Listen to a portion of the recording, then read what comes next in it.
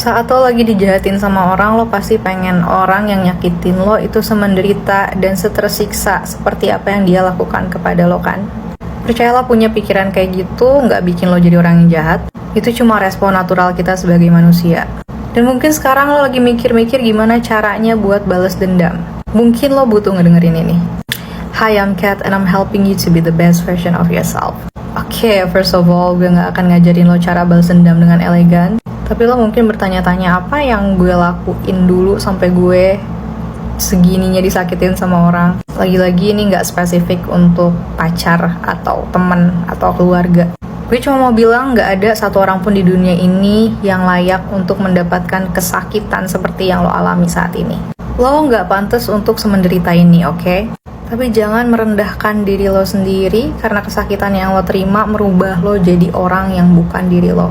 Lo tahu lo punya hati yang besar, lo tahu lo punya niat yang baik, lo tahu lo punya cinta yang tulus. Terus lo mikir, setelah semua yang gue punya, kenapa ya orang bisa setega itu sama gue? Gue gak akan ada hati untuk melakukan hal sehina itu untuk menyakiti orang lain. Tapi kok gue endingnya yang diginiin? Lagi-lagi ini bukan tentang lo. Perasaan lo memang valid, tapi semua ini bukan tentang lo. Mereka-mereka yang nyakitin lo tanpa alasan sebenarnya bukan lagi perang sama lo. Mereka lagi perang sama diri mereka sendiri.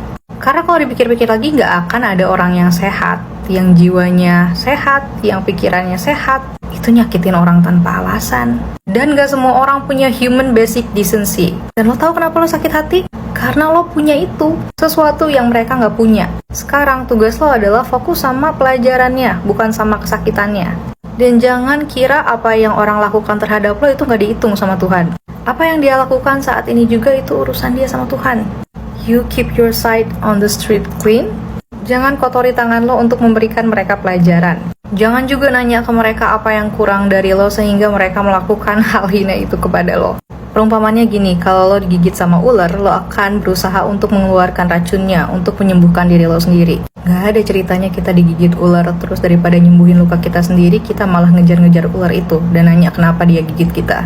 Yang ada lo berharap gak akan ketemu sama ular itu lagi.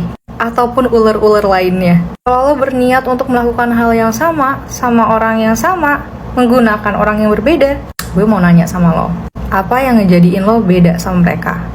Ingat, lo bukan orang seperti itu. Punya dendam juga bikin energi lo jelek. Kalau nanya gue, gimana caranya buat jadi positive vibes and everything? Salah satunya yaitu lo menghindari sesuatu yang membuat energi lo jadi negatif. Jadi biarkan. Menangislah sepuas lo. Dan kalau lo cukup beruntung, Tuhan akan nunjukin kehancuran mereka di depan mata lo sendiri. Who knows?